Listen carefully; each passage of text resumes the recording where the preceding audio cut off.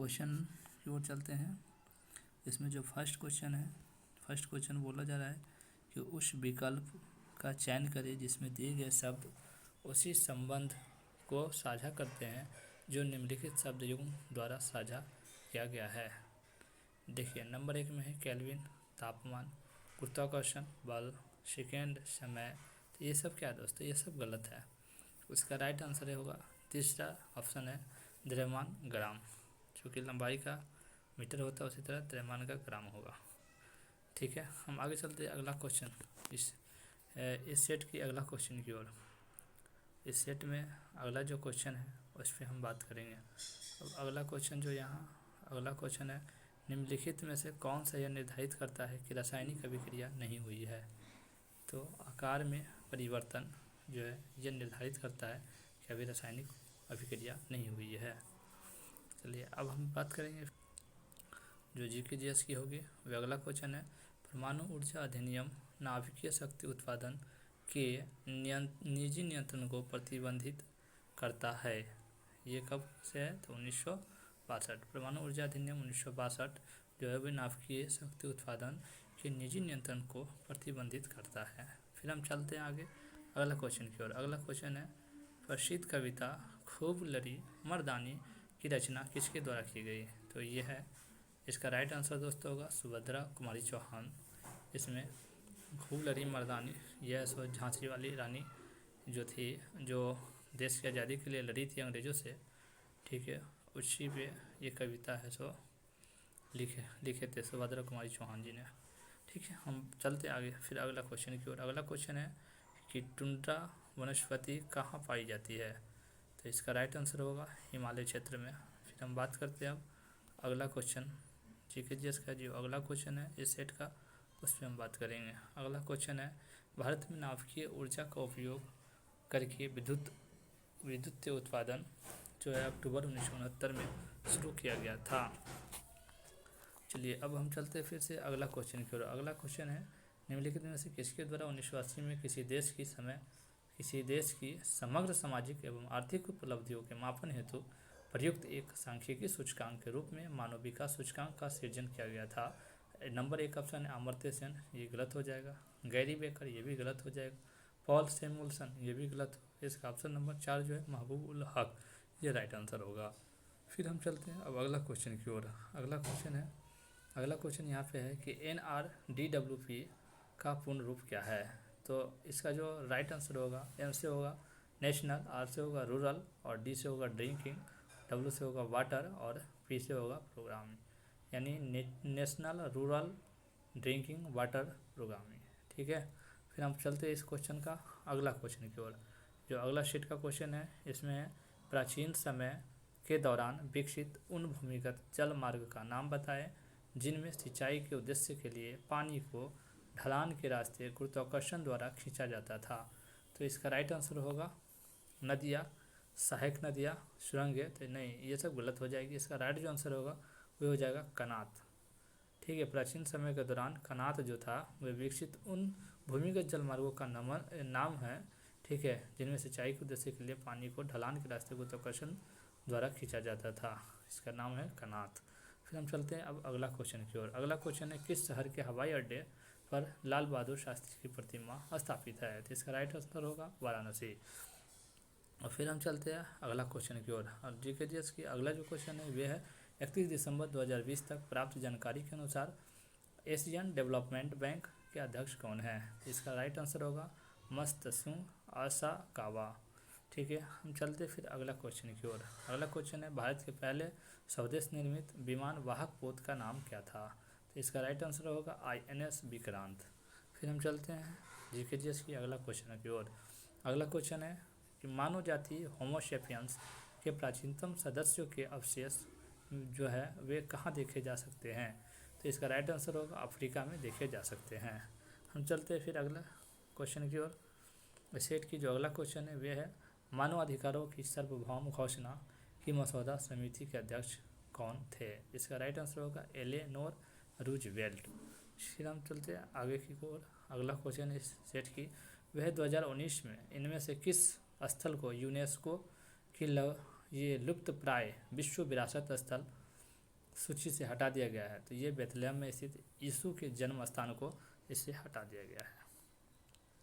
अगला क्वेश्चन है निम्नलिखित कारकों में से कौन सी सा जाति उद्भवन, ठीक है, में योगदान नहीं करता है, यानी जब मौजूदा जातियों से नई जातियाँ विकसित होती है उसमें योगदान नहीं करती है, वह है अफसारी विकास। फिर इस सेट की जो अगला क्वेश्चन है वह है ये डैश में शुरू की गई राष्ट्र प्रणाली को रैयतवादी बंदोबस्त के रूप में जाना जाता है। तो ये बॉम्बे डेक्कन में शुरू की गई राष्ट्र प्रणाली को जो है रैयतवादी बंदोबस्त के रूप में जाना जाता है। इस सेट के जो अगला क्वेश्चन है वे है दोस्तों GK/GS के क्वेश्चन पे हम सिर्फ चर्चा करेंगे।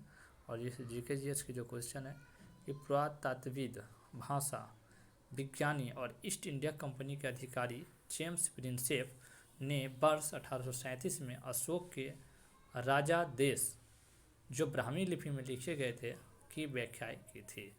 कब के थे? ये 1837 में। इसका राइट आंसर होगा 1837। चलते हैं अगला क्वेश्चन है इंद्रधनुष 2.0 ये किससे संबंधित है? तो इंद्रधनुष 2.0 जो है वह सार्वजनिक क्षेत्रों को बैंकों का पूंजीकरण है।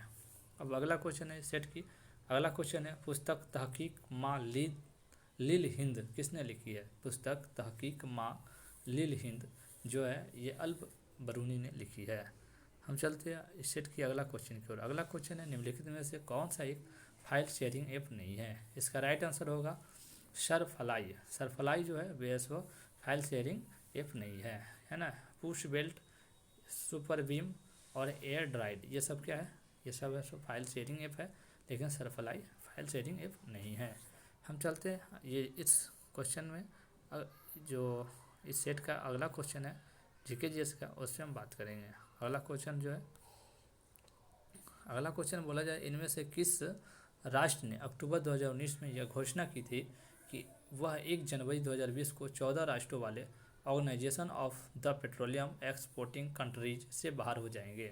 तो ये इसका राइट आंसर होगा इक्वाडोर ने यह घोषणा की थी। ठीक है, अब मैं चलता हूँ अगला क्वेश्चन की ओर। अगला क्वेश्चन है डैश में भारत के सभी बड़े उद्योगपतियों ने देश में एक नियोजित अर्थव्यवस्था की स्थापना हेतु एक साथ मिलकर संयुक्त प्रस्ताव तैयार किया था। तो ये है दोस्तों 1944 जो है 1944 ईस्वी में भारत के सभी जितना भी बड़े उद्योगपति जो है सब ने एक नियोजित अर्थव्यवस्था की स्थापना हेतु एक साथ मिल करके, ठीक है, संयुक्त प्रस्ताव तैयार किए थे। ठीक है, चलते हैं फिर अगला क्वेश्चन की ओर। GS की जो अगला क्वेश्चन है वह है गोल गुंबज किस राज्य में स्थित है? गोल गुंबज जो है वह कर्नाटक राज्य में स्थित है। इसका राइट आंसर कर्नाटक होगा। अगला क्वेश्चन है PSD किस प्रकार की कंप्यूटर फाइल का एक एक्सटेंशन है? तो इसका राइट आंसर होगा एडोब फोटोशॉप। PSD जो है वे एडोब फोटोशॉप जो है कंप्यूटर फाइल का एक्सटेंशन है। आगे के क्वेश्चन की ओर चलते हैं। अगला क्वेश्चन है वह बड़ी से बड़ी संख्या ज्ञात कीजिए। सॉरी दोस्तों, ये तो है मैथ की क्वेश्चन, सिर्फ हम GK/GS के क्वेश्चन पे बात करेंगे। अगला क्वेश्चन है GK/GS का ब्रिटिश साम्राज्य में भारत की स्वतंत्रता के बाद भारत के प्रधानमंत्री जवाहरलाल नेहरू ने किसकी अध्यक्षता में परमाणु विकास कार्यक्रम को मंजूरी दी? तो इसका राइट आंसर होगा होमी जे भाभा। चलते हैं फिर अगला क्वेश्चन की ओर। अगला क्वेश्चन है इनमें से किस प्रकार के अंगों की बुनियादी संरचना एवं उत्पत्ति समान होती है किंतु उनके कार्य भिन्न होते हैं? तो इसका राइट आंसर होगा समजात। अगला क्वेश्चन निम्नलिखित में से किसे वर्ष 1938 और 1939 में भारतीय राष्ट्रीय कांग्रेस के अध्यक्ष के रूप में निर्वाचित किया गया था? ये 1938 और 1939 में की बात कर रही दोस्तों। तो इसका राइट आंसर होगा सुभाष चंद्र बोस। याद कीजिए सुभाष चंद्र बोस जी थे जो 1938-39 में कांग्रेस के अध्यक्ष थे। ठीक है, फिर हम आगे चलते हैं। अगला क्वेश्चन है सरवनबेल गोला में स्थित गोमतेश्वर मूर्ति किस सामग्री से बनी है? तो इसका राइट आंसर होगा ग्रेनाइट। अगला क्वेश्चन है कि अंगूर की खेती इनमें से किस क्षेत्र की विशेषता है? तो इसका राइट आंसर होगा भूमध्य सागरीय क्षेत्र। अंगूर की खेती भूमध्य सागरीय क्षेत्र की विशेषता है।